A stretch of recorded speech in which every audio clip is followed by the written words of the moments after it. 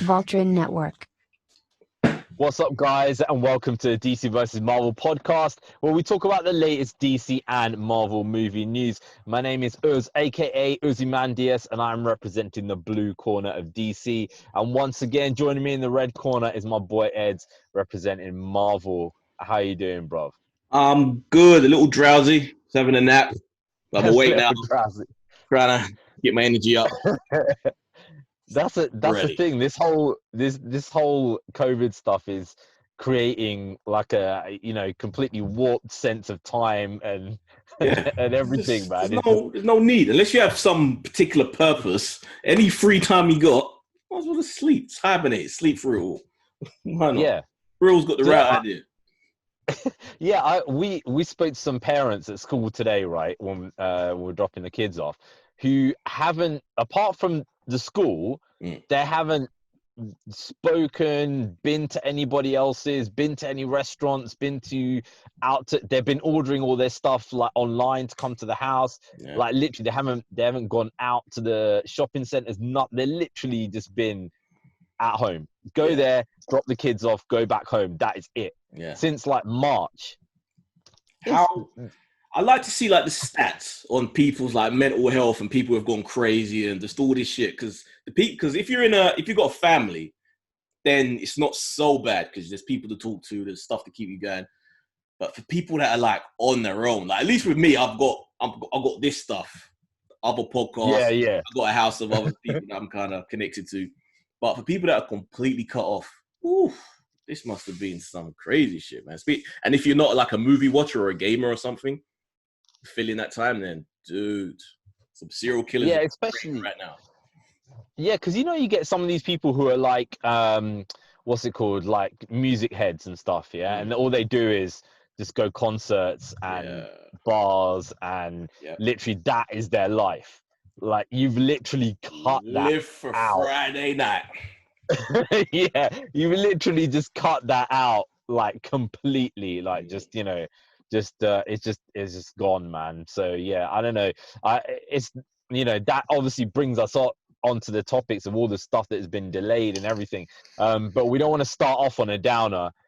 So we will actually start off on something that is positive, if not a little bit bizarre. So like one of you guys requested there last week.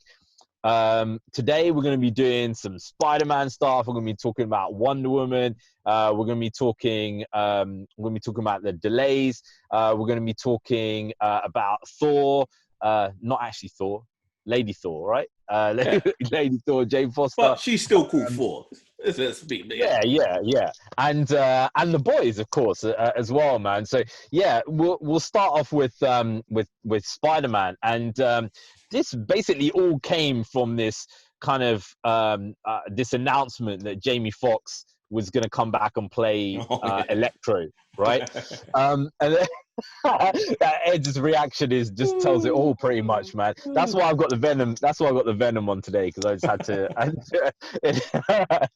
that Venom in Spider-Man 3 potentially. This is the thing. Have you seen? There's a petition online for Topher Grace to come back as Venom. If they're doing... Who wants that? They're saying if there's a multiverse, then Tom Hardy's Venom has to meet Topher Grace's Venom. Go away, Topher Grace. Reunion or whatever. Oh man, it would. Yeah, I mean, sometimes it's kind of like, okay, it's cool if there's different characters from different multiverses meeting each other, but I can't think of anything less cool than Tom Hardy's Venom meeting Topher Grace's Venom. You know what I mean? No. So yeah, I mean, obviously that was the official thing that was released about Jamie Foxx, and then later on, Jamie Foxx kind of put it on his social media, and he showed a picture of the 3 Spider-Men basically looking up at a portal that has electricity and stuff. Seems like it's created by Electro. I guess Electro is creating an access to the multiverse or something like that. No. And he deleted it. And he deleted it literally, like, He just found some fan art and thought, this will get people talking. Like, realistically, if this is going to happen, which it looks like it is, it looks like this is all part of the result of what is going to begin with WandaVision, but we're not really going to get much of it, really. But really, we'll kick in with Doctor Strange. I reckon that's going to be the impetus for all of this other multiverse, universe stuff. It has to be. It's the only common sense, and it's in the order of the films coming out that it makes sense that whatever Doctor Strange multiverse of madness, that this has got to be connected to that. It has to be. If it's not, then they fucked up.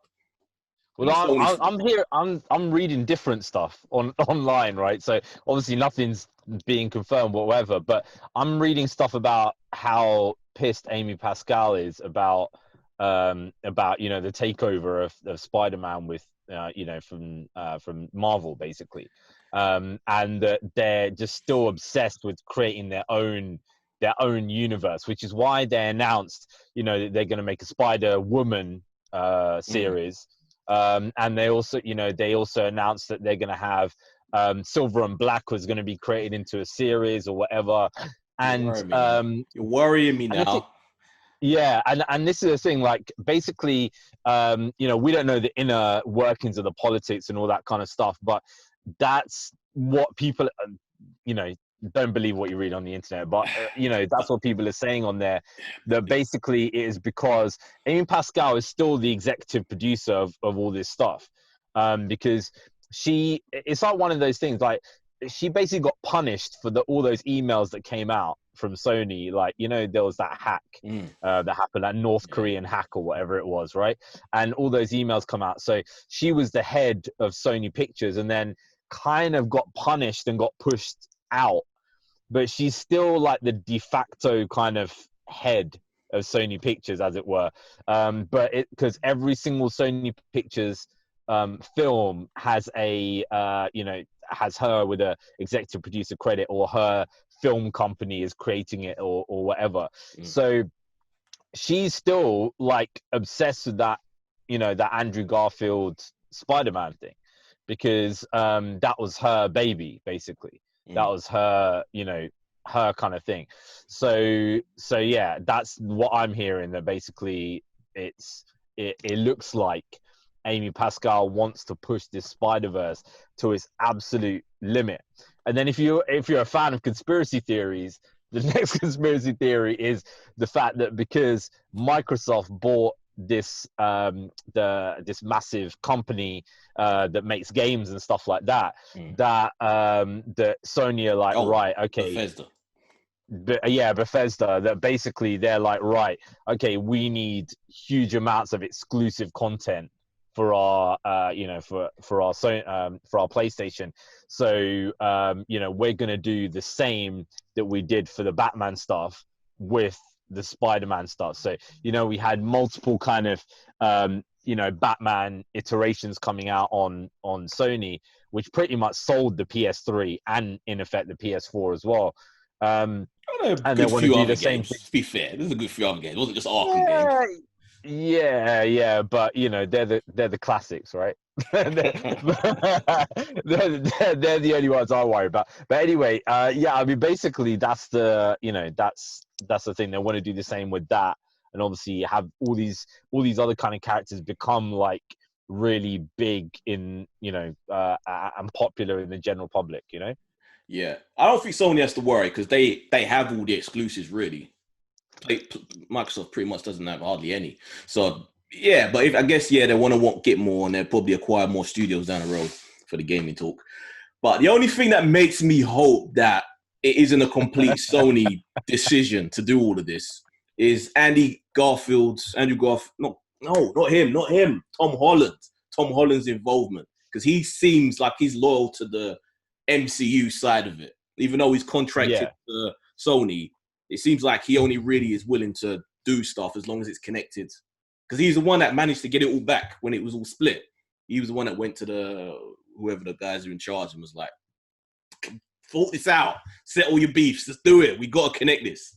So yeah, he's still the thing is, like, it has to still be connected. Please, come on. This is like the hopeful Marvel fan speaking about this. Whereas the thing is, because you got an optimistic mindset, right? Yeah. Whereas I'm a DC fan, I've got a pessimistic mindset. Right? You've been broken, shattered. Seems to be getting good. So you got to keep it good. So that's the thing. So like, you know, like John Watts, who basically like directed the you know, the Spider-Man films. You know, he's been saying a lot over the past year of you know, about multiverses and about the Into the Spider-Verse and how they want to do that in, you know, in the live action and stuff like that. And you know, I think the thing is with Sony is that Sony are shameless, man. They will literally drain the blood out of that franchise as much as they possibly can. Yep. And they're not.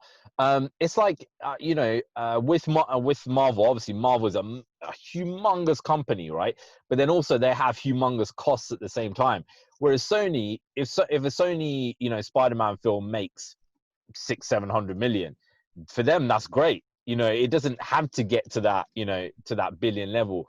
Whereas things that are associated with Marvel are almost kind of expected now that they have to get to that kind of level. So Amy Pascal is kind of, you know, she's on that level where it's just like, okay, well, let's bang this out, and she is, you know, she's still vexed about the fact that she never got to create that female Spider-Man universe, which is what she's always on about, basically, of having, you know, Silver and Black and all these characters all joining together. You know what I mean? So so yeah, so that's the way to kind of do it. You know, I don't mind a Spidey female verse, like the Spider Women, because that comic was kind of cool, and I like those characters. I don't mind it, but because it's Sony, just don't trust that it's going to be good. You know, it's hit and miss. It's literally playing Russian roulette going to see a Sony superhero movie. I mean, if they got the guys who did into the Spider-Verse and then they expanded on that Spider-Gwen character, that would be quite interesting, right? Because, you know, it's funny, right? Because when they had World Book Day, right, after Endgame and everything had come out, right? You know, at my school, I use that as a gauge, right? As like, you know, what the kids are into, right? Because you kind of tell, because after Black Panther, everybody was in Black Panther, like, you know, outfits and stuff. Harry Potter just keeps going forever and ever, right? And then kind of like after that, you'd expect, okay, you know, all the girls to be into into the Endgame kind of stuff, right? Because, you know, that's the big film, it's the big culmination of that kind of stuff. And they had this big scene with you know, with Wasp and Captain Marvel and stuff like that. But you're talking little kids under 10s, aren't you? Yeah. So Spider-Verse has to appeal way more to under 10s than Endgame would. Yeah, so basically that's it. It was all Spider-Gwen and Frozen stuff, you know what I mean? But then the thing is like they're pitching Captain Marvel in the same kind of sphere as like Iron Man and stuff. And that doesn't seem to be appealing to many kids. You know, I'm just saying it the way it is. You know, I have not seen a single kid wear a Captain Marvel outfit apart from in their little thing where they turn up and speak to what's her name? You know, the actress, right? Yeah. And that's all staged, obviously. Even the new Miss Marvel, that Asian girl for the Disney Plus show, even she admitted she didn't like Captain Marvel. she likes Brie Larson, fine enough, but she didn't like the film. Mate, when that comes out... Oh, your audio's gone. Messages. When that comes out, there are going to be Asian girls all over the place, little kids wanting Captain Marvel, wanting Miss Marvel outfits, right? That is going to be the new big thing, man. All the young Asian, well, and we say Asian, well, we have to clarify South this again. Asian. Yeah, South Asian, right? So, you know, they're all going to be wanting to wear that stuff, man. So, and it's achievable because it's pretty conservative. They did a smart thing with designing that costume because it's not anything crazy that parents would be like, no, never. It's like, oh, okay, yeah. Yeah, but you know and you know because you hang around with brown people, right? Basically, you know that as a kind of race, we are one of the cheapest people known to man, right? So They can make it basically, themselves. Yeah. entirely, yeah. Right, it's gonna be like, oh, you know, can I have this? Can I have this outfit for like, you know, for my birthday or whatever? It's like, no, I will get whoever down the road to make it for you. I'll sew it myself. You know what I mean? So yeah, so that would so far we haven't even talked about Jamie Foxx, man. What are you anticipating hotly the return of I'm Electro? I'm baffled at how they're gonna make this work. If they're really gonna think about it and use the Marvel side of things, his intelligence, the way they explain things, or whether they just do a screw it. If we'll just do what we do, and if people question it, it's a superhero movie. Who cares? Because Jamie Foxx said he's not going to be blue in this one, so that means it's going to be a slightly different version of Electro. So how do you explain that? Do you just do it and then just hope no one questions it and just be like, oh, he's a black guy again that just has electric power? Like, you have to explain that. But I'm worried because so many fucking idiots, they won't. They'll just do it.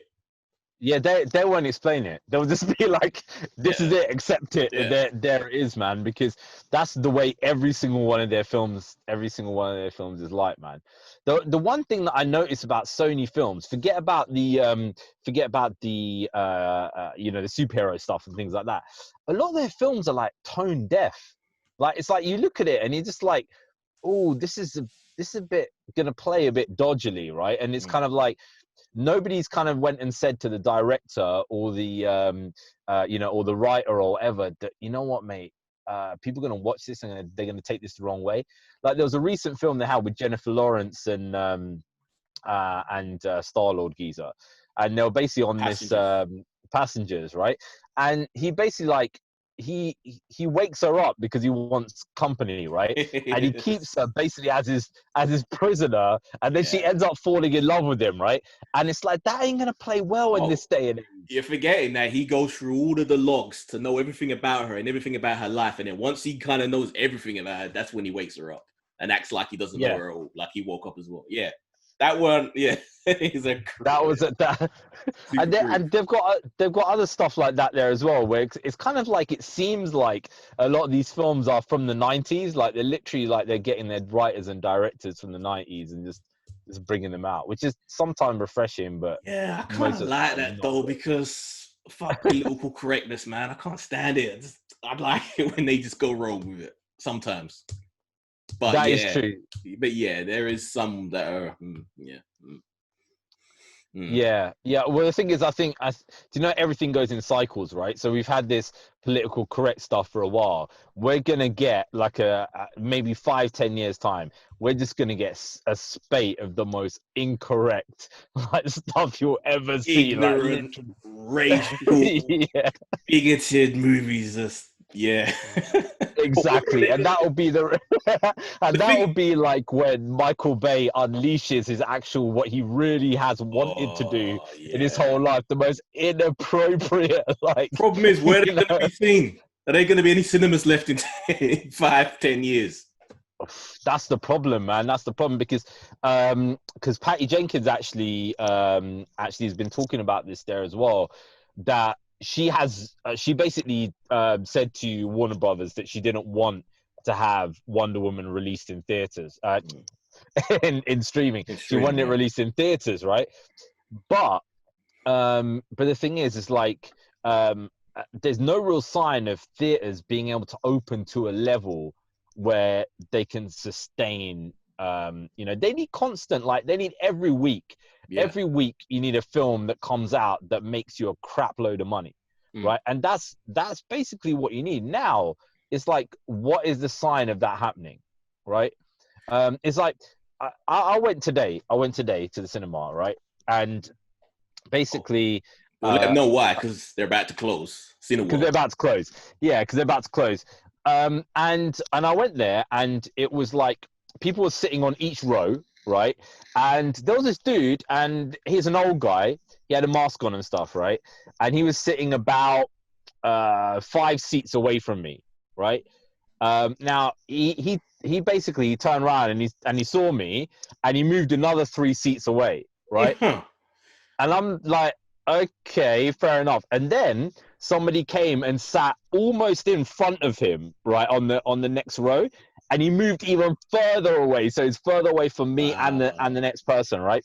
And you're looking around, and you're just like, man, when you get that kind of thing, I remember, man, when me and Ash went and saw Infinity War, right? Mm. And everybody was turning to dust, and then it's like, oh my god, are they going to kill Spider-Man? Oh, they're going to kill Spider-Man. Oh my god, are they going to kill Spider? And the whole audience just gasped, man. Mm. And I don't care. I'm a DC fan, but I was like, what the hell was that? Everybody gasped. You ain't gonna get that shit with people sitting in the way that they Dude, are, man. You ain't even gonna get. Transformers got that sort of reaction out of people. Fast and Furious films got that reaction out of people in theaters. As much as I can't stand Fast and Furious anymore, I used to like them, not anymore, and I can't stand Transformers, but I still went to see them. But yeah, they had people cheering, and I miss that. People packed into the auditorium, just be like, "Yeah, woo, get them." No more. When would it ever come back? Exactly. That's the madness, man. That is the madness, because I'm the one thing I always loved is kind of when you go and when there's something that you're really really anticipating because you've been a huge fan of that character or that genre or whatever for a long time, and then you see it, right? I remember actually seeing Batman Begins and The Dark Knight on opening nights, right? And the experience was just insane because I was just sitting there like a little kid, like, oh my god, Batman's on the screen like the whole time. When we're seeing stuff, even when I saw Dark Knight Rises, right, and I went and saw that there as well, and basically like they went, Batman gets picked up and Bane just drops him and like breaks his back on his leg, Yeah. right, and everybody in the audience like what, like that, yeah, you could hear like a absolute gasp and stuff. All that atmosphere is gonna be gone, man. And I think they're gonna end up with like the everyman cinemas, which are like these posh kind of. Yeah, the boutique cinemas.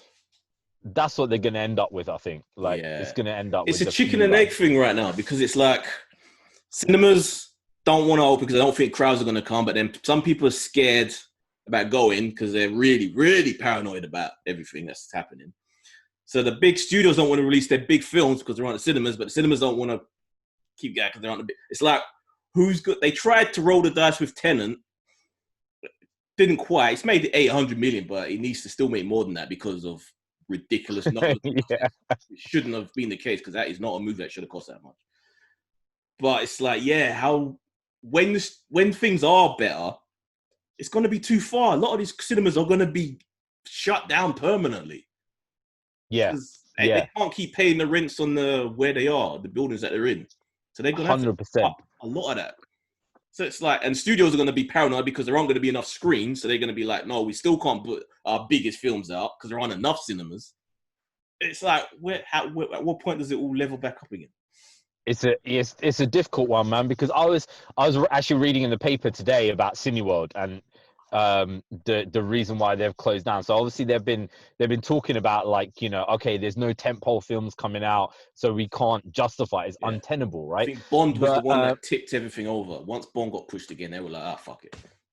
yeah, because then Dune's gone as well now, and then it's just like forget it. Because the thing is, right, they don't even need that many people to come in and watch the films. They basically need enough people to come in and spend 10-15 quid at a time buying the food. And then once that happens, then they make all the money back and stuff like that. You know what I mean? If you ran But a cinema, yeah, would you experiment and roll the dice like, okay, we made most of our money from, the food, from popcorn, drinks, all of that.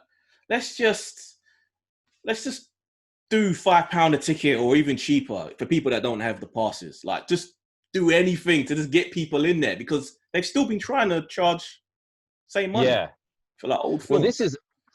exactly. Well, this is the problem because this is what I looked at in in this article, right? So this article in The Economist, the big problem with Cineworld, obviously Regal Cinemas in the UK, in the USA, is basically they started getting huge loans from the banks because they set up a rapid expansion program.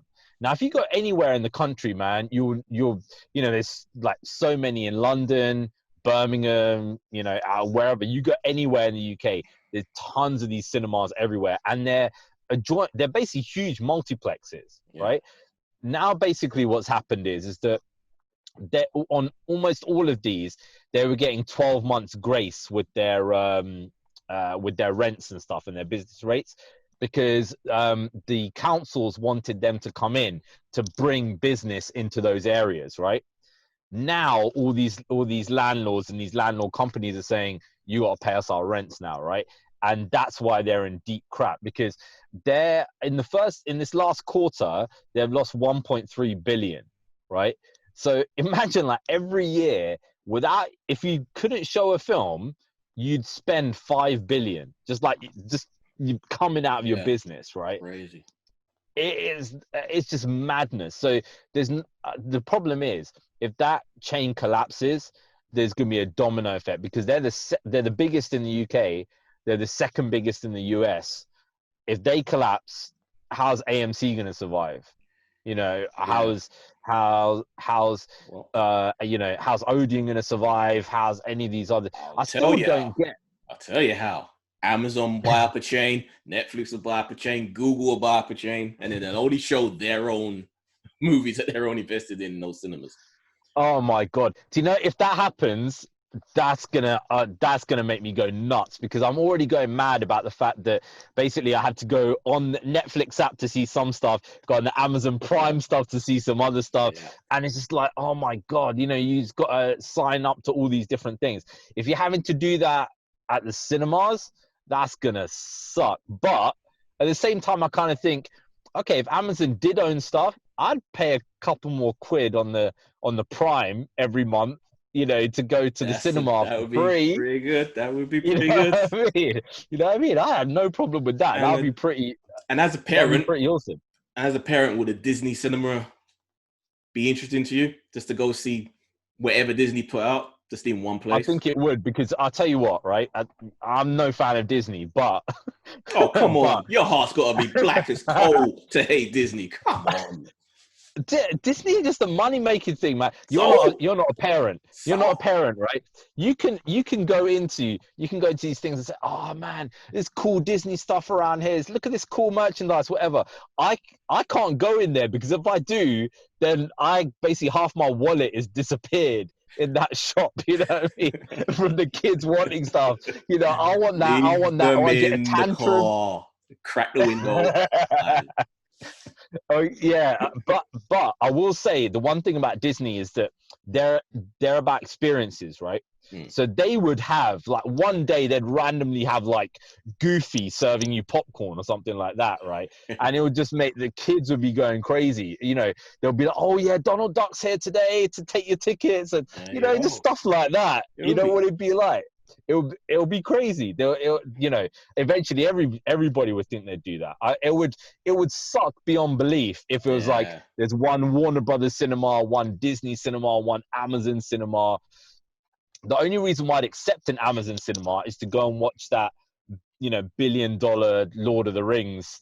Actually, in the cinema. Did that every week, that would be amazing. Yeah. Which I don't know why they don't already do. Why did they? I know some cinemas in the States did it, but why was Game of Thrones not shown weekly in cinemas, even just on their small screen? Why did they not do that? I would have loved to have watched that on the big screen. Some of those things would have been crazy, because the lighting would have been better, the sound would have been better, everything would have been just like, and the reactions perfect, every week, people just it would have been. It would have been awesome, man. But yeah, I don't know. I'm not that you know, enthusiastic about the future for these chains, man. Crazy. They're just in too much debt. It's just way too much debt. It's not like you know, like Everyman Cinema, which can shut down and be like, okay, well, we've got 10 employees here and we'll furlough them and that's it, right? And you know, we're kind of sorted. You know, you've got multi places there. I mean, the faces on these guys, I felt so sorry for them, man, because it's like, you know, I'm taking a ticket, I'm serving you a bit of popcorn, whatever, and it's like I'm out of a job tomorrow. You know what I mean? Like they look on the faces. They're already sat at home for whatever months, and then when everything reopened, they're probably like, oh, good, funny, get the money back, and now. But Good for me. Turns out Odeon isn't shutting down immediately. Probably will do in a few weeks, but Yeah. at least they're not announcing anything, so that's cool. Well, that's the thing. Like, I mean, basically, one of the things that you always see in the cinema is how do I put this in a polite way? People who usually wouldn't get jobs, professional jobs, Entry level. It's like serving out fast food. Yeah, entry level. But if you go to say McDonald's or something, there's a certain uniform, there's a certain kind of decorum that people have there. Where it's like you go to the cinema, there's like it's like there's like a pink haired dude. There'll be like some random geezer with like a green beard and like some dangly earrings and God knows what. And he'd be like, okay, these people obviously they wouldn't fit in an office job or professional setting, but this is like the ideal place for them to have like a community and stuff like that. And they're usually very enthusiastic about movies there as well. So it kind of sucks, man, to be honest. But yeah, I can't see that finishing anytime soon. So yeah, I better hurry up. Akira's been the 4K restoration of Akira's being shown right now at cinema, so I'm gonna get my ass to that probably tomorrow. You need to definitely go to it, man. You need to definitely go to it. So we had some new information come out there as well from Natalie Portman was talking about Thor: Love and Thunder, and she's saying that in Thor: Love and Thunder that it's gonna take the Jane Foster story that we kind of know, where she does become Thor, and it's the cancer storyline, right? So what's a storyline about? I kind of know a little bit. I guess Mjolnir chooses her, or what happens? I don't know. She's dying of cancer, and basically Lady Thor turns up. No one knows who she is because she's got the mask part of the helmet on. Even Thor doesn't know, and he goes off discovering himself because he's depressed because he lost Mjolnir. But yeah, it gets, I think, right at the end of, I can't remember whatever issue, but then it's revealed that puts the shield down, takes the helmet off, and then she reverts back to cancer-ridden Jane Foster in the bed. So she's kind of, it's a nice duality. But I'm curious, how are they going to do this in the film to cram it all in? I guess they don't need to, because we haven't seen Jane in a while, so she could have gotten sick a while ago. Because even Thor hasn't been in contact with her. So I guess the new Thor can pop up and do whatever she's doing, and it'll be a mystery as to who she is. And then at some point in the film, maybe halfway, that's when it's revealed that once she puts the Mjolnir down and reverts back, it's revealed that she's sick, she's bald, has to collapse in the bed. So it could be powerful if they do it right. Thing is, you can say his name. Taika Waititi. The humor, I'm imagining the humor, it's going to be heavy on that. I don't know if he can balance that with, the emotional impact you have to show that to her dealing with cancer. But then he kind of started doing that with that German film he did, the Nazi one. Yeah. It was some with the Jojo Rabbit and stuff. Yeah, Jojo Rabbit. So maybe. Yeah, so it could be. If it's done right, it could be really good.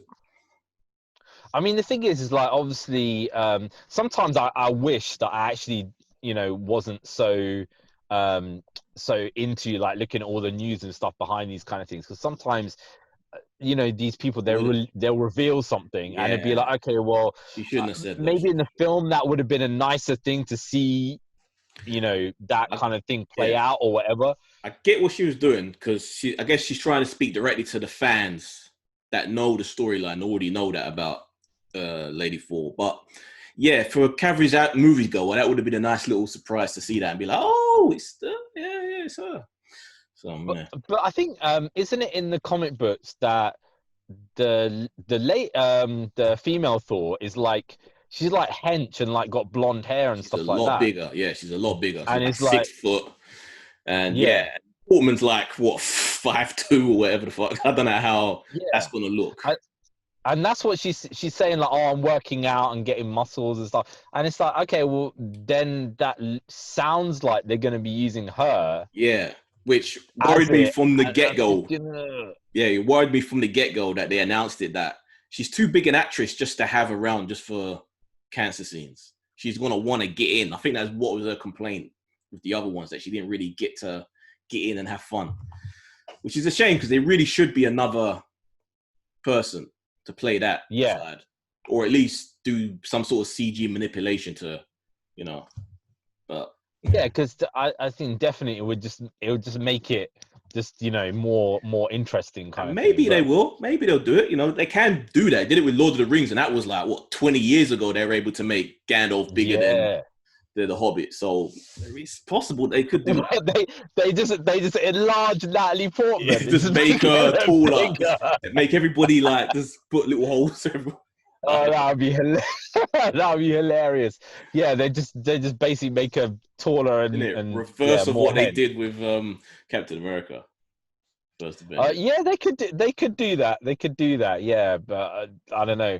I don't know how great that's going to look. But yeah, it's interesting kind of you know, way of going about it. I mean, that actually interested me more than previous. So previously, when they're talking about, okay, this is what we're going to do and stuff like that, now I'm kind of thinking, okay, I want to see where he might be able to go with this, because that kind of story does interest me a little bit more than others, man. So and again, how they balance the time of it, because not only have you got to tell that story, which could be a 2-hour movie just focusing on her, but then you've still got Thor to deal with and give him something to do. And then I think Valkyrie's coming back. She's going to have something to do. It's like, there's a lot of ingredients in there to tell all of these stories and make it satisfying. You know, something's got to give. So that's the thing that worries me the most. Yeah, I just hope they don't do something where they kind of make Thor like a second parter in his own film kind of thing. You know, like a supporting kind of actor, because that would not be great. But good news. Yeah. He has said that he wants to stick around after Love and Thunder. So maybe he's just willing to just let this one go. Just, let James just do the most of this stuff. And I got more films down the road. So, you know, he seems like a cool guy. Looks like he's willing to have fun like that. Is he still doing that Hulk Hogan film? Yeah. At the moment? Is that still... Yeah. And he's big. He's got huge, is he? He's bulking up crazy for that. So if he's doing that, then... I don't know. Is he gonna go back down again for Thor, or is he just gonna appear like a flipping humongous dude in Thor? Because Hulk Hogan is freaking huge as a human.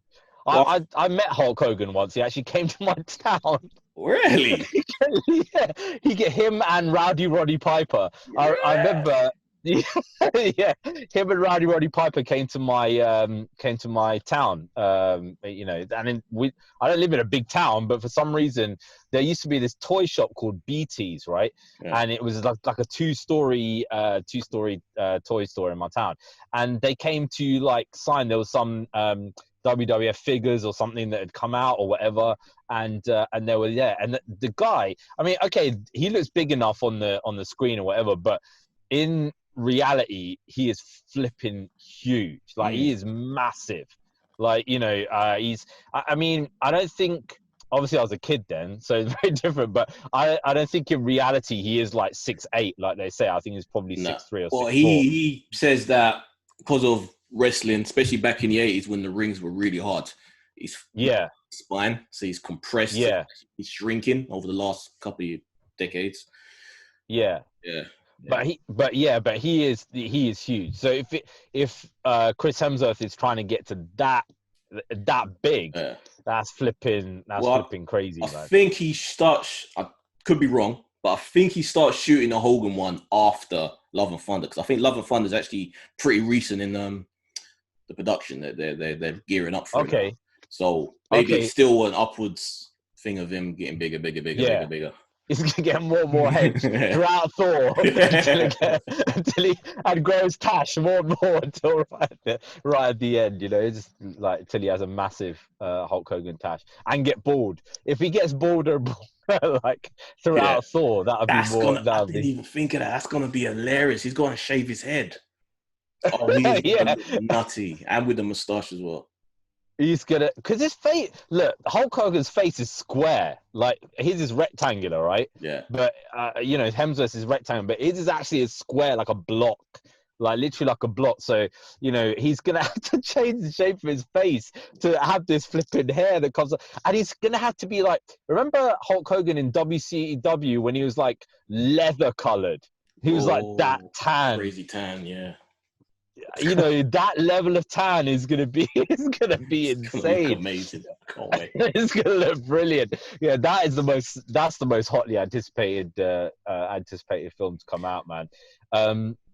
Should we go in and talk about the Boys episode before we go into more news of DC and Marvel? So this was, what episode was this? Seven, I think. Oh, I think there's only 2 left. 7 or 8, yeah. It might be 8. It might be 8. So, so this is the thing. Like, do you kind of look at this and think, okay, sorry, messages. I don't know. I just Do you look at this and then think to yourself, okay, somebody's been watching DC films and is just like, I'm gonna put this in, or I'm gonna, you know, that courtroom scene, right? I'm just thinking, okay, this, but in effect, Homelander's on trial, Voight are on trial, and it's like he's, you know, well, skip to the end of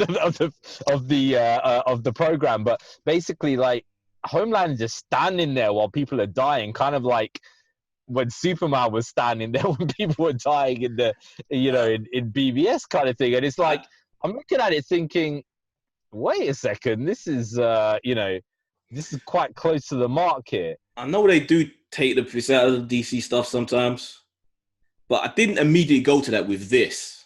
Like, I guess you could say that it could be an inspiration, but it wasn't an immediate thing because I guess heads exploding different than the massive explosion and Superman just standing there. But, you know, you never know. You never know. Would have put it past you. So with all of these things, it kind of starts off, the storyline is a little bit kind of slow and stuff, and then it ramps up further and further as it goes throughout the episode and stuff. So I mean, most of this I can't even really remember what kind of happened, apart from, you know, Kimiko and Frenchie hanging out for a bit and just having a chat, and Starlight got kidnapped. Yeah, she got kidnapped by Black Noir. Yeah. And basically they had you know, Queen Maeve has, you know, decided to go off on one kind of thing. Yeah, she turned on Black Noir. We get to see Black Noir in Achilles' heel. Yeah. Nuts. Yeah. So that's the thing. So I think it's good that they've actually shown that there's weaknesses in this universe, right? Because now they can exploit stuff. So obviously, you know, Black Noir is I think it's an almond allergy or something. Basically nuts. She's allergic to nuts. Yeah, and Starlight put her in a dark room with no light, and she's screwed. Yeah, so, you know, all of her power basically comes from electricity or power or whatever kind of thing. And it's interesting with that green glow. It's very kind of like kryptonite-y, wasn't it? With you know, when she's kind of in that room. So they kidnapped Starlight and kind of put her away, because it's kind of revealed that you know, she's the mole, basically, right?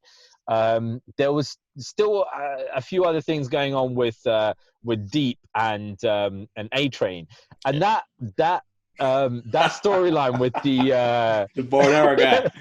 What his boyfriend would dress up like a deer and he would hunt him down and then mount him.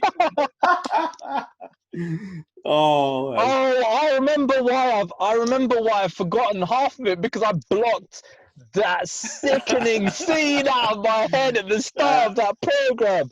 Oh my God, I'm so glad my wife didn't walk in, like, like, why are you watching? Lamplight watching porn watching all of that. Exactly. Why would he do that? Main screen. He knew these people. Why would he want to watch porn versions of them? That's crazy. That's the crazy. So that guy who was in the porn thing is Jack from Jupiter, right? So Jack from Jupiter is Martian Manhunter, basically the Martian Manhunter version. Now, he used to be in the 7, right? But he got chucked out of the 7 because he was gay, right? And it wasn't because he was just gay and he was and because he was gay, and it was just because he was gay and they didn't want him in there. Yeah. It was gay, and he was basically undertaking the most sickening like acts that he could possibly do, and kept getting caught. Right, kept getting caught for it. And Homelander's like, mate, you cannot be in the 7, right? So they've obviously like been like, okay, how do we put Jack from Jupiter in this thing? And it's like, you got shown on that. I was laughing, right? I was laughing because I was like, oh my god, that anybody who's a fan of like Martian Manhunter who knew anything about this Jack from Jupiter and they saw that would be like, oh my god, this is my favorite character. Jupiter, I love that name. That's hilarious. So that's the thing, man. That is the thing. I've got a feeling what they're gonna keep doing is they're gonna keep going with the main kind of characters and stuff like that, and kind of bring a character in there, but keep like some of these other characters on the sidelines and basically like take the piss out of them. So like Love Sausage in the comic books is quite a big character in there in the last book, and Jack from Jupiter was a big character in there as well. And Tech Knight as well, who we haven't seen yet, was also a big character. And I think at some point Tech Knight's going to come in. They're just going to take the piss out of this guy, because they can't have a whole series with him in, because it's just shock after shock after shock. It's kind of better if they do a little shock kind of here and there, and kind of put that in. So do you think it's a bit of a waste of Lamplighter, because he just kind of got introduced and now he committed Harry Curry in front of his statue? Lamplighter was an interesting character, man. It's like, okay, is he going to have a redemption arc or not a redemption arc, but he just goes even more crazy and tries to do anything to get back into the 7 and doing all this kind of stuff? But it's like he just kind of killed himself. It's just, and I just think, okay, fine, that's more powerful if Homelander walks in on you, or somebody from Voight walks in on you and you're on fire, but you're going to be just burnt to a crisp in the flipping, in the room, and they're just going to see you there. What's so great about it? It's just a ridiculous way to kind of, why now? Why not? Like, he said that he left working for Stormfront for a reason. He wanted to do right, to make right, and he didn't get a chance to do any of that. He just killed himself. What the fuck? It was just like, just dead in the thing. And then obviously Huey had to use his hand to kind of, get out funny. And stuff like that, which is funny, because he's kind of do that thing. Do you know, I have a thing about, I hate seeing programs or films when somebody's on fire. It's like one of the most like disturbing things that I watched loads of films, and one of the most disturbing things that I've seen is in Silent Hill, the film, when basically you've got the cop and this other woman and the cult or whatever it is, they kind of got them over this fire pit and they're burning alive, right? Yeah, they cook them. It's just wrong. I just like that disturbed me for like a week. I was like, I'm just so disturbed by seeing stuff like that. Even I think it comes from when I was a kid.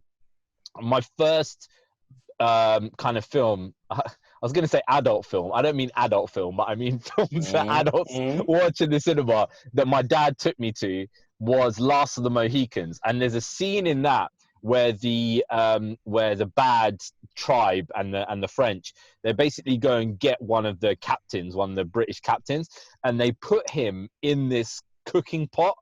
And they start boiling him alive, and he's literally like he's you can tell this guy is like burning alive basically. How do I not remember?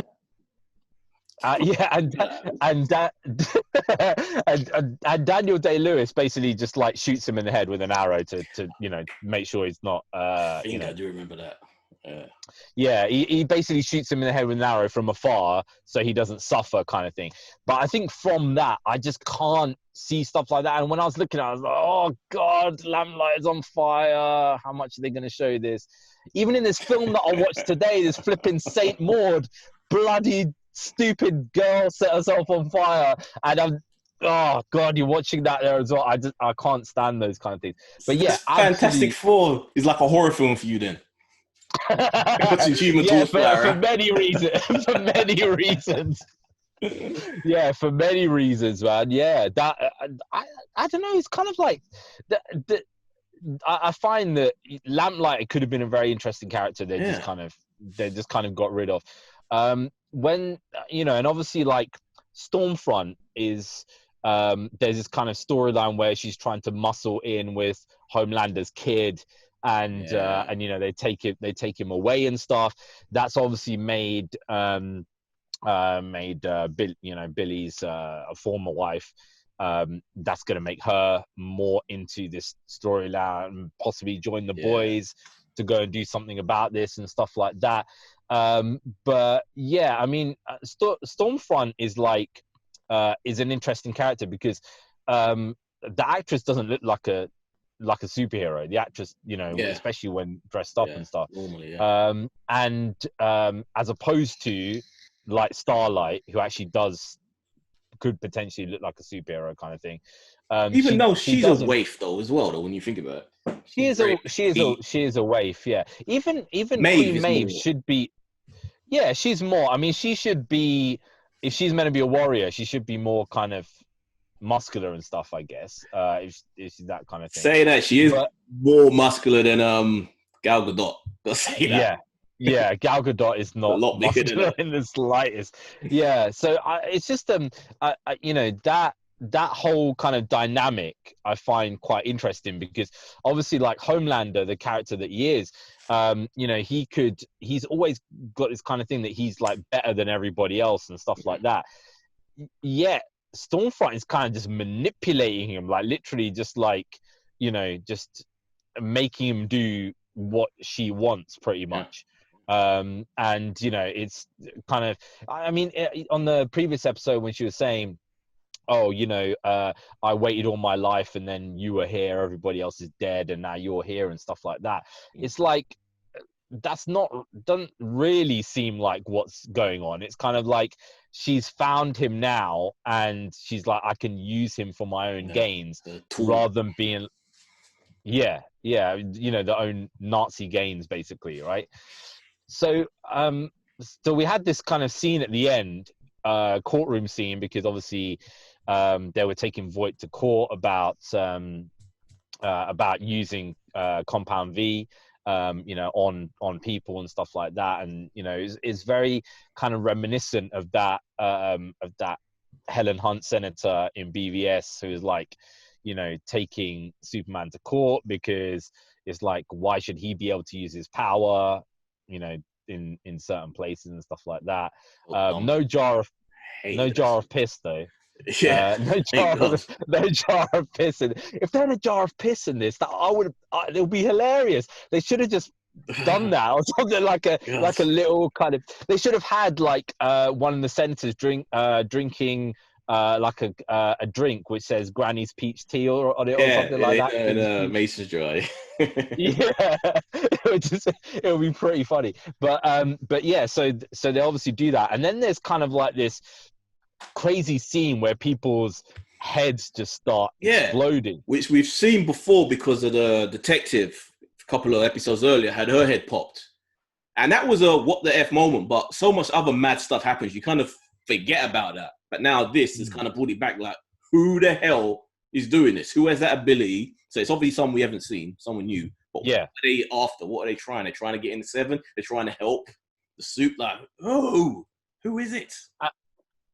And that's what I was thinking. Is it that bald-headed chick who they let free from the asylum? She was locked up when the detective got killed, though. So it couldn't be her because she was still locked up. Right. Yeah. Oh, yeah. So because they were literally just like, it was not just people, it was the soups as well. Like certain soups were getting, killed and stuff like that. Yeah. But when you looked at it, like Homelander and Stormfront did not really look worried. They were kind of just standing there looking at it. Yeah. And it wasn't like, what the hell's going on here? Stormfront had a little bit of a curious. This is curious. But I guess he views himself as so indestructible. Maybe he ain't worried about that sort of stuff. But could be that they're in. But if your head explodes, I mean, how indestructible can you be? Like, if your head explodes, your head explodes. You know what I mean? But that's the interesting thing. The thing that I found interesting about that is the same thing that Superman was getting accused of in BVS, that he didn't save anybody, right? Is the same thing I look at in this. Like, Homelander just stood there. This is on camera, right? What can he do? He's standing there. Well, that's the thing. Why is he not like flying around, like being like, what the hell, trying to like, get people out or, whatever? Because he's still seen as a hero. He's not seen as like as a bad guy. He's still by everybody, he's meant to be a hero. But he does nothing heroic apart from walking out. Now, that really should turn the public against him, that he's kind of like, when they needed him to help, he kind of just walked out, kind of thing. And just, unless they're gonna play it off as a terrorist attack, that it's like, what do they call it? I can't remember. There's this operation that they had in Cuba where they did a fake terrorist attack, and then that prompted JFK to invade Cuba. What's that called? I can't remember. Yeah, you're right. So that's Bay of Pigs. Yeah, so the Bay of Pigs is the thing when he invaded afterwards, but it was called Operation something. I don't know what it was, but yeah, it looks like that's what they're doing, like a fake terrorist attack. I reckon Stormfront's in on it. I don't think Homelander knows what's going on, but I think Stormfront does. Maybe. Yeah. I mean, this is. She's had a long time to develop technologies as well, you know what I mean, and like be kind of manipulative towards people and stuff like that there as well. So yeah, I mean, Stormfront is I like those ones when it's like the bad person is actually disguised as the good person, and then is kind of revealed as the horrendous bad guy behind everything. I love those kind of films, even though it's quite cliched. It's the I think it's really cool. But we've had some more kind of information about the spin-offs as well that are going to be coming off from this. So we knew there was going to be a spin-off. Oh, I've gone dark. I've completely gone dark. The spin-off apparently is gonna have the G-Men in it. So that's in the college spin-off, the college-based spin-off. How are they going to spin-off? Yeah. How is that going to fit in there? Because they're not college age. Well, this is the thing. Let's say melding the two. No, because this is okay. So guys, for you guys who don't know, the G-Men is basically the boys' version of the X-Men. However, the guy who's like the Charles Xavier kind of character in this, what he does is he goes around trying to find superhero kids, right? And Voight basically asks him to look after the superhero kids until they become mature enough to join a different superhero group. The problem is he actually put himself up for this role because he's a pedo, right? And he basically... So they are melding it then. They are taking that college concept that they originally announced and just making it the manor, the Xavier school for... Maybe because that is maybe they've maybe the college kids have kind of graduated from that Xavier's I reckon they're manor kind of thing. I know you said he's a pedo with the young ones, but I reckon they're upping it so he's in charge of these college A's. He's just a perv somehow. Yeah, I mean, you can't really show pedo stuff on TV. So yeah, I mean, maybe he's just like perverted to these college students and stuff like that, and like a dodgy professor, a dirty professor. That would probably be more likely the route that they're going to go down, man. But yeah, I mean, the more they kind of say about that, the more I kind of think they've obviously shown what the boys is like, but I think they're gonna go off on one with this. With this. I think they're really gonna go off on one with like their creative styles on that, man. I think it's gonna be absolutely flipping nuts, to be honest. Hope they got a good writing team, same quality level. Boom, love it. Can't wait. Do you think that now, given the fact that a lot of these cinemas are closing, potentially a lot of cinemas are going to close down, that we are going to get a lot of these writers and stuff like, because the writers for films, right? I don't care what anybody says. I know people love TV. a film writer is here, right, and a TV writer is here. I'm sorry, Still, yeah.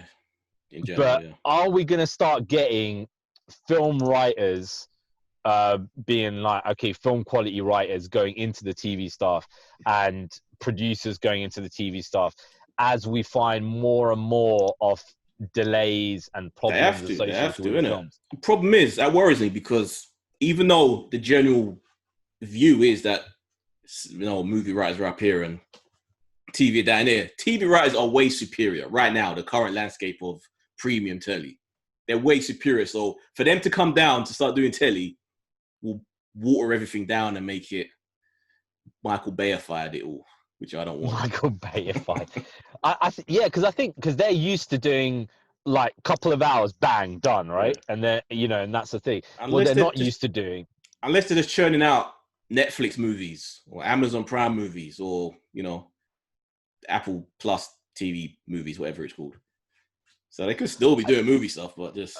Do you know what? I would laugh, given the amount of money that Apple have, where they just decided we're going to start buying these cinema chains, right? And then they're the ones who are going to end up showing their shitty content in these places. Gosh. That's knowing the way the world goes. That's what's going to happen. Rather than us getting, the other quality stuff, is going to end up with them. So Appleplex. Yeah, it's, I don't know, but yeah, I mean, if that does happen, I guess in a way it's a good thing, but that does also then sound more of the death knell for the cinemas, because as you start getting more and more of these people kind of crossing over and stuff, it's going to be an issue. I mean, potentially. In the next few years, and this is good for us because we love these kind of films there anyway. You're literally going to get every single week they're going to have to put a tentpole out. There's no way that they can have like something like this film that I saw there today coming out, and then that's the Friday film out. They're going to have to be putting out like, okay, Fast and Furious big 1 week every week. The thing is, when Marvel, can they film these? Some are in production, but a lot of these studios, and I don't think they're willing to make that much now. They have to be really choosy with only a handful of projects that they're doing. So when is this stuff going to be made? When is there going to be time to do it? Yeah, I mean, this is the thing, because a lot of these budgets are done in advance, right? So the ones you've already got, like Thor, like Mission Eternals, Impossible. Like Mission Impossible, Top Gun, all these kind of things, they're already there. Yeah, that gives us a good end half of 2021 going to first half of 2022. But then after that, it's going to be like, okay, well, we lost a crap load of money. Is it worth making a $200 million film? Can we make that money back? Especially ones like, there's some ambitious projects, man, like stuff like Dune, right? Yeah. That worries me, because he wants 2 films at least. I know he wants possibility to go off and do more, but this main story, he says, is to be told in 2 films. I'm skeptical he's going to get the cinemas. There's no way it's going to make enough to get that second one done at that level. Yeah. No way. I mean, that's the thing. Next year, who's going to be like running to the cinema to be like, okay, because there's still a lot of people who are super scared of getting ill, right? But then they're also going to be thinking, oh, do I go and watch Dune? They're probably going to say, no, forget it. No. I mean, people will kill themselves over watching a Marvel film, and they'll probably kill themselves over watching the Batman. But they ain't going to kill themselves over watching Dune. So are we going to end up getting these kind of things, getting to a lesser and lesser extent? I mean, in a way, it's for Lucasfilm, it's a good thing that all of their stuff kind of ended, because they don't have to worry about bring out a $250 million Star Wars film now. You know what I mean? Sure. They can just concentrate 100% on those things, man. So speaking of that, Batman is delayed, right? By a long way. Everything is a lot. It just keeps getting further and further. And I'm not surprised, but still to hear it officially, it's just bums, man. It's like, oh God, how long will we have to wait for all of this? I'm still gonna be That's the alive. thing. Well, that's the thing. Like, you know, when you sing, okay, Suicide Squad, James Gunn's Suicide Squad, going to be the big, you know, one of the big summer films there next year. The Black Widow stuff, Eternals, all this kind of stuff has just been crammed into this, like, you know, between May and December Yeah. next year, right? And it's like, it's basically they're just going to be desperate to get these things out because they need to make that money back as quickly as possible. Yeah. But then you've got stuff like, They okay, are not coming out at that time. I guarantee it's gonna get pushed again. It's not gonna happen. yeah, Even if yeah. there's a vaccine, it's still gonna be like these companies are gonna be so decimated that it's gonna be take time to ramp back up again. This is the thing that I say about Wonder Woman and Black Widow and a lot of the Marvel stuff, and even to some extent the Suicide Squad, but not as much. Is that a lot of these things, like I was saying to you before, like you know, there's people at our kids' school who just haven't been out. They just don't go out. They just get their food delivered, all this kind of stuff, right? They are not gonna take their kids to go and watch these films, and they need families with, you know, with kids to go into these kind of things. Like you know, if you go and like last year, like, you know, when Frozen and stuff came out, there were just like groups and groups of school children going to see these kind of things, and you're not gonna get that. So if you don't get that, then I don't know how much are you gonna make for these kind of things. You know, how worthwhile is it gonna is it gonna be, man? So yeah, TV looks like it's gonna be the way forward, but still, man, cinema experience is the thing, you know what I mean? So have you been hearing any of this stuff about the Batman production in trouble? Not about it being in trouble, but it can't be good though with the continuous stop start. Yeah, so apparently there's rumors that there's a lot of rife on set and stuff like that. That there's a few issues and things. So I mean, none of it's confirmed. Between just like supporting cast and some of the producers and the director, because he obviously wants to go in a particular direction. But this is the thing, man. When Warner Brothers make a film, they're like, okay, we want you to do it in this direction. They always get their hands in it. It always ruins things. Yeah. I mean, when you look at the trailer, it looks like he wants to make a serial killer movie, right? Yeah. And it's like they're probably thinking, oh, do we want to do that to our tentpole Batman character? But that's what Warner Brothers are thinking. Have they not seen the response to that teaser? Like, it's being uniformly praised. Everyone loves it. They love the tone. So it's like, if that just makes no sense for them to change from that because people reacted to it, unless the movie wasn't truly that tone, and the studio wants it to be more, which I doubt, because it has to be that. I think they only care about toys, though, right? So it's like, how many toys are we gonna sell from this? And the answer to that is probably not many. How many toys really get sold nowadays? It's got to be way down from like 10. It's got to be down. Yeah, it's got to be down from before. But I'm telling you, man, you go into any toy store and you just see kids just buying just stuff upon stuff upon stuff, man. I see people because this is the thing, like, okay, my light's gone again. I see quite a lot, right? I see these things when you know, you have parents that are going into a store or something like that, right? I will turn my engine on because otherwise my light's gonna go. I see things like when there's you know, parents going into a store or something like that, and they just kind of you know, the kids will be like, I want this, and you know, they're walking around with trolleys.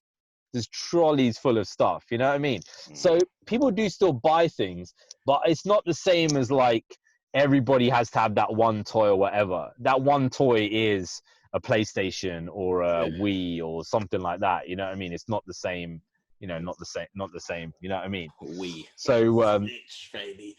But yeah, it's got to be down. But then how many parents can afford to keep doing this now with the way things are going? It's got to be, you know, way down. I guess more working class families are not going to be able to afford to be buying the kids. And to be fair, the working class families are the ones who take huge groups of kids to go to watch these films, right? Because it's just like, yeah, let's go and get entertained by these kind of things.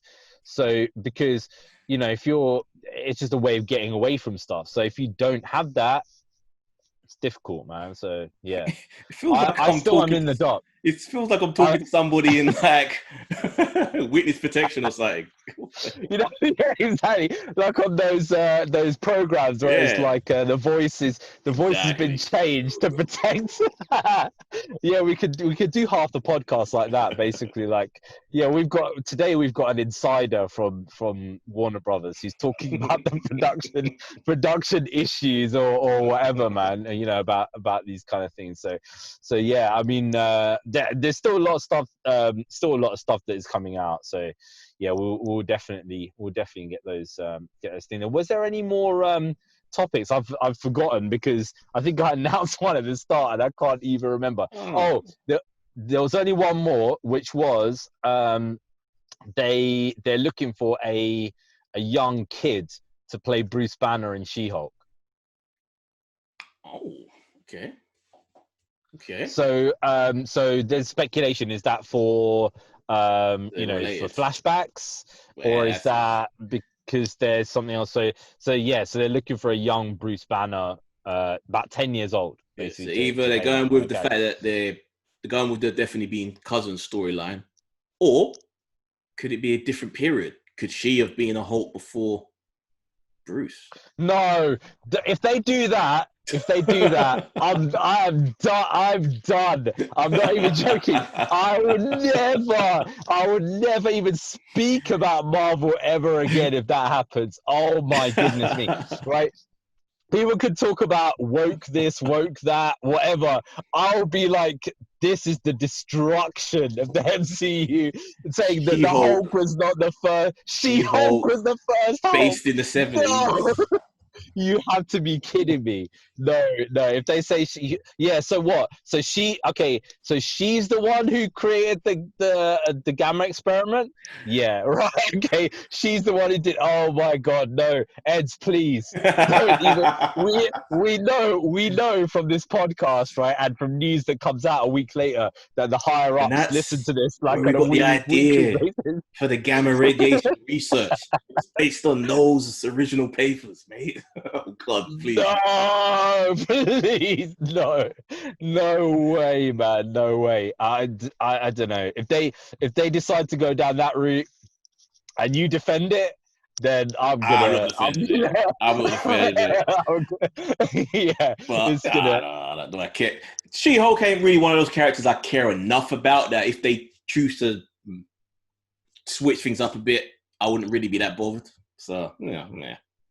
There was quite a decent cartoon that was out a while back, which is called Hulk and the Agents of Smash, and it had Hulk and She-Hulk and what was that guy?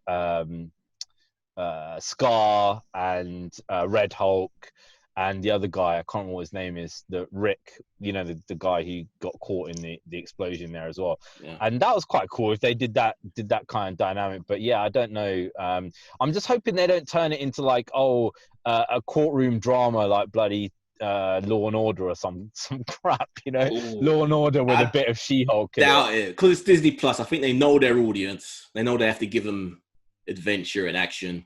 See, Disney got an advantage over everybody right now because the technology that they use to film The Mandalorian, that thing, they called it the volume or whatever, they can just use that with everything, and it just helps them keep everything contained. And it's so realistic, you just have no idea. Even looking at the trailer for The Mandalorian Season 2, knowing how they do it, you still can't see. It just looks like the planets look real. It looks like a real. You never would have known. You never would have known unless they bloody said it. You know what I mean? They can film everything like that. Just all in there. Yeah. Easy. That's the thing. I mean, the thing with Disney is it's got like these multiple spheres to its business, right? So it's like, okay, you buy the merchandise, you go to their parks, stuff like that.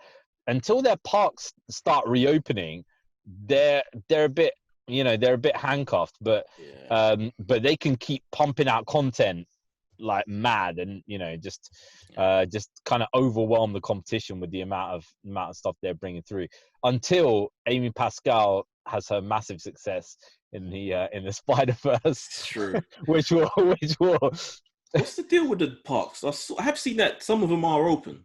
I've seen people going to the Star Wars thing. So I guess they're I kind think of it's like West Coast that's open, but Florida isn't. No, I think it's the other way around. Florida's open. But yeah. Disneyland is not. Which It's like I would guess because it's in California, so it's just like closed, man. But yeah, California's either on fire or it's filled with homeless people or whatever. Yeah, fire or filled with homeless people. What a review! That should be on when we have this advert in the UK, guys, and it says visit California, and it's got like Arnold Schwarzenegger on it, and all these other people. That's what they should have. California, it's either on fire or there's homeless people. Come visit us. We need the money. That's exactly what it should be like, man. So on that note, guys, we will finish there, I think. And if you want to contact us and tell us that we're wrong about absolutely everything that we've said, this is the pessimistic version, or say that we're right about everything, then you can email us on dcvsmarvelpod@gmail.com. Go to the Facebook page, which is DCVS Marvel Podcast, and also on the website, which is dcvsmarvelpodcast.com. We've also got our little kind of part on the Voltron Network there as well. Look for Voltron Network on YouTube. You'll see our videos on there with me in the Witness Protection Program. And Eddz, you can catch him on other stuff there as well. Where can I catch you, man? Talking at the Movies, also on the Voltron Network, 2 words. Well, check that out on YouTube. But Talking at the Movies, so look it up on any podcasting platforms, and should be. I haven't actually checked, but it should be available on Amazon now, Amazon Podcast. But I haven't actually personally checked to see it. Is it? It should be. Yeah. I've got to check that as well, because we put the thing on there as well. But I did something happen with you guys, because you've got an 11-minute podcast. Yeah, we recorded it last weekend, but it wasn't viable. The audio was messed up, so. Me and Mo just did an emergency 10 minutes just talking about the boys and Borat 2, and then figured, just explain to people what went wrong. Yeah. Well, they'll be back next week, so definitely check that out. Because unlike me, I just tell Eddz like literally 10 minutes before, mate, can you cast? And that is it. These guys actually.